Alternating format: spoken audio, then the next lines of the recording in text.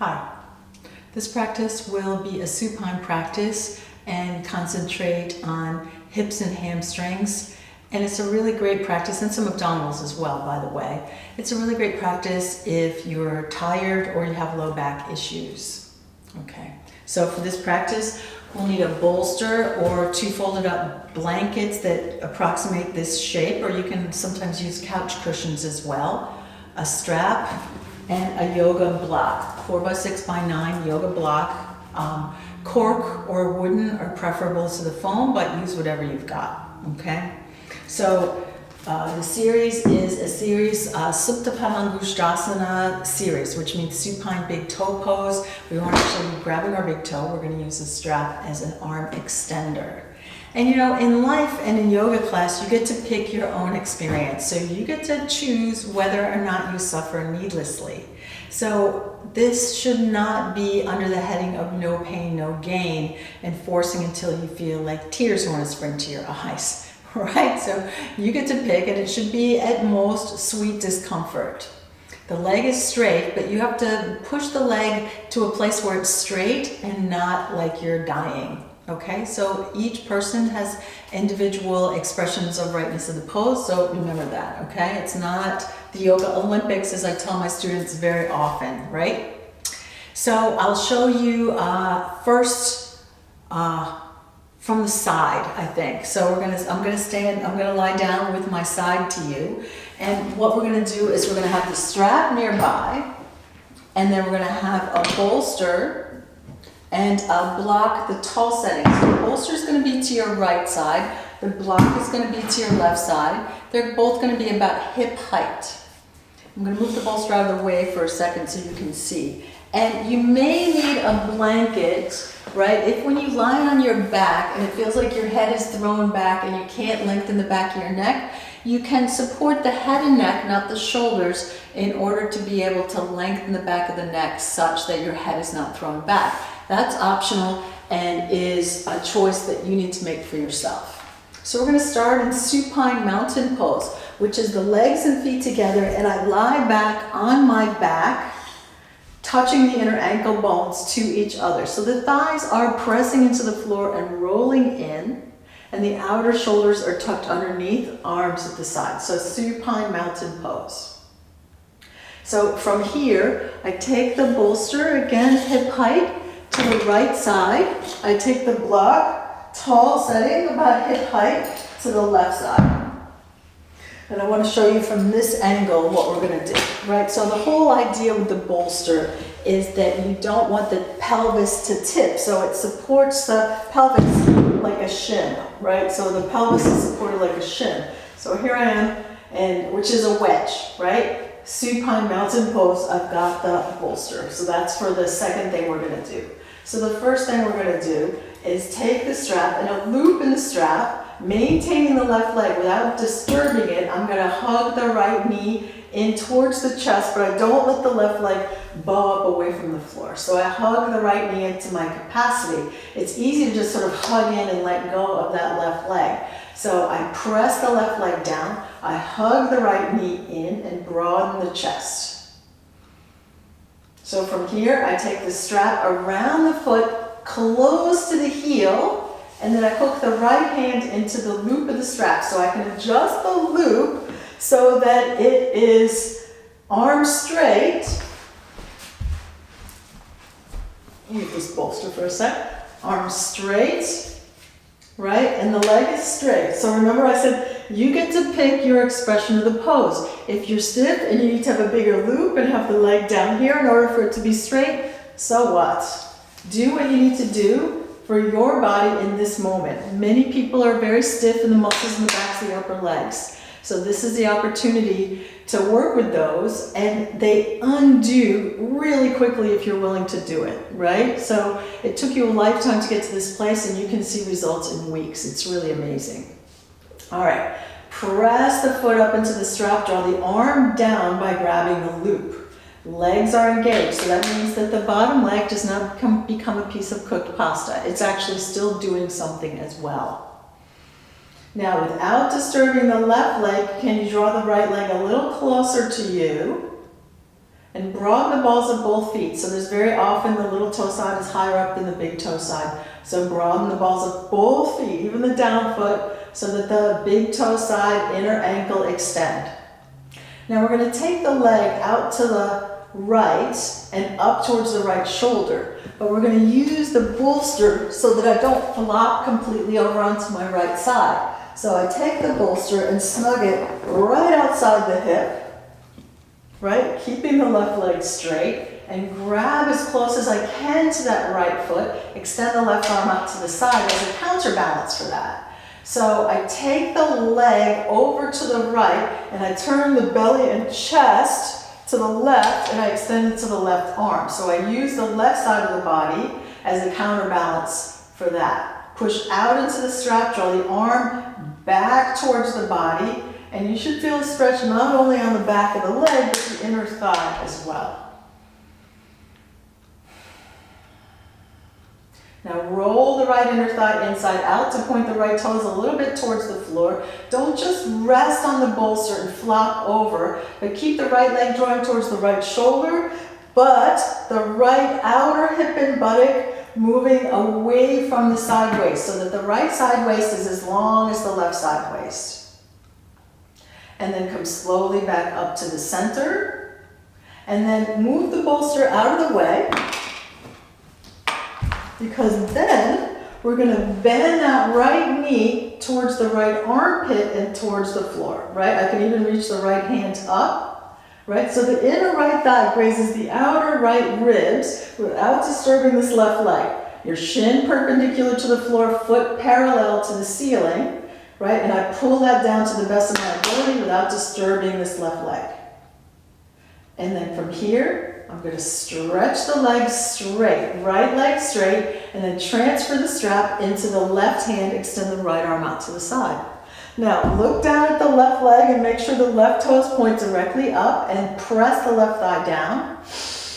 Draw the right leg a little to the left, but don't disturb the left leg. So the left leg actually sort of feels like it's rolling in a little bit against the right leg. And then come back to the center. And then draw a little bit across again, right leg to the left without disturbing the left leg. It's not rolling at all. Back up. And then one more time. Feels really good. It's a joke, right? So draw the leg a little across without disturbing the left, and then back up. So now the next thing we're going to do, right, I'm going to use this angle to show you, is I'm going to pick the hips up and shift them 6 inches to the right and stretch the left leg straight. Now, I move the block to be able to show you things. The block is at your left sideways, so I shift, right, and I grab the strap with the left hand, and I find the block with the inner right calf. And then extend that right arm out. So the legs are straight, right? And the side waist on the right side is long. So I do that by lengthening that right side waist. So it feels like the right sitting bone moves towards the left inner thigh, right? So this lengthens. I turn the belly and chest to the right. I look to the right. Yeah, I look to the right. Legs are straight. Push the little toe side of the left foot into the floor and walk that left hand as close to the right foot as possible.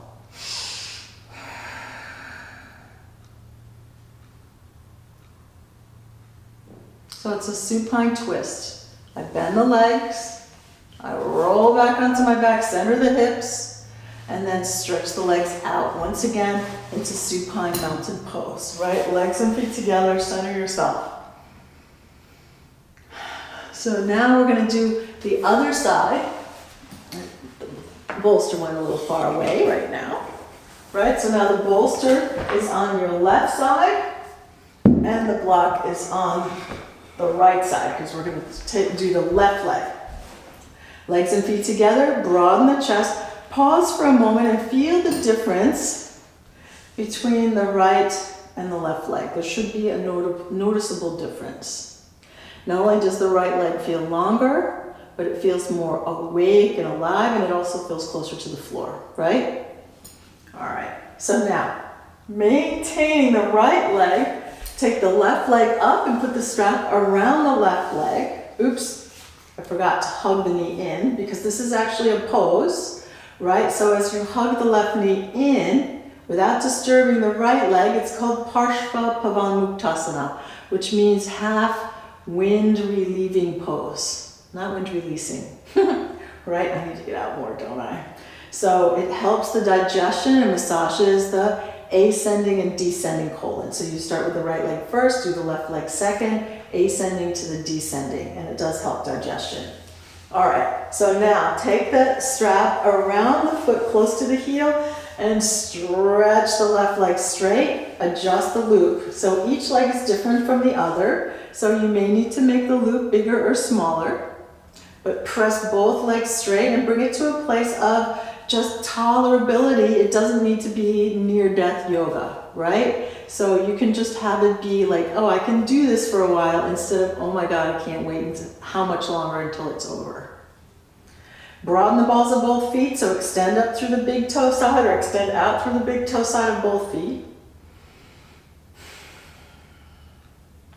Can you draw the left leg a little closer to you without disturbing the right leg? And then take the leg slowly out to the side, right? So the leg moves slowly out to the side. And then once again, you find your bolster off to the left, and so that there's no tipping onto the left side. So the right arm is out. You take the bolster and you use that as a way to broaden and be even on the back of the pelvis. Take that left leg a little up towards the left shoulder and roll it inside out. You can even walk the left hand closer to the foot, right? Arms are straight, legs are straight and engaged. The belly and chest are turned to the right, and you even look at the right fingertips. So it's a little bit like triangle pose if you're familiar with the other standing poses. There's another standing pose that actually you do this pose, but stand on the right foot. All right, come slowly back up to the center, right? And then you're gonna bend that knee. So now you bend the left knee towards the floor. Shin perpendicular, foot parallel to the floor, right? Don't disturb the right leg. Right leg down, left foot up, and then up, right? And then transfer the strap into the right hand, left arm out, and then extend that down leg and roll it slightly in. So 3 times across the body. Take the left leg over to the right without rolling that right leg. So the right leg has to stay on the center of the heel. Come back to the center, take a breath. And then again, legs straight and across. Don't disturb the right leg. It rolls in against the left leg moving across. Back, take a breath, one more time. Draw across, rolling the opposite leg in. And back. All right, now comes the part where we find the side body, right? So we need to find the block, right? So we're gonna pick the hips up, shift them towards the left, right? About 6 inches. Stretch the right leg straight, roll onto the right outer hip, and find the block with the inner left calf. Meanwhile, the right hand is grabbing the strap, and take a moment, lift yourself up and look down your body. Make sure that your head, your torso, your hips, and your bottom leg are all in one line. They're not one way or the other. So from here, I extend the left arm out to the side, right? Stretch both legs straight and take the side waist on the left long by feeling like I'm moving this left sitting bone towards the right inner thigh. And then I look at the left fingers, I breathe. And then I bend both legs. I roll back onto my back and center my hips. Release the leg from bondage. Stretch the legs out and pause. So now we're going to do a hip stretch. So the hip stretch is your legs are bent and your feet are flat on the floor. And you're going to take your right ankle on top of your left knee. Right ankle on top of your left knee. And then you draw the left knee in, and the right hand reaches through the legs and grabs behind the left knee. The left hand reaches around the left leg and grabs behind the left knee. So you draw that left knee in, and then you use the right elbow on the inner right thigh to extend the right knee away from you. And then you pause.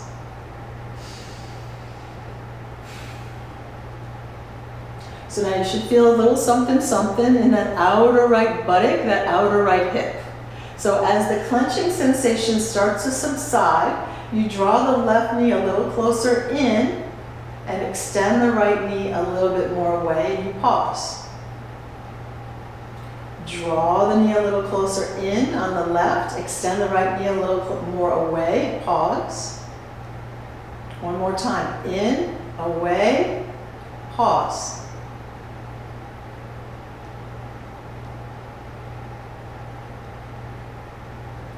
All right, then release that. Both legs bent, feet flat on the floor. Take the left ankle on top of the right knee, and then left hand reaches through, right hand reaches around and grabs behind that right knee.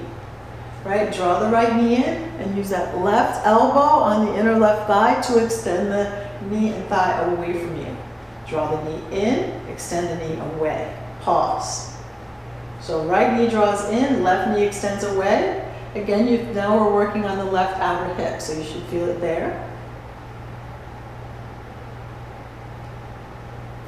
Draw the knee a little bit more in, extend that knee away, pause, breathe.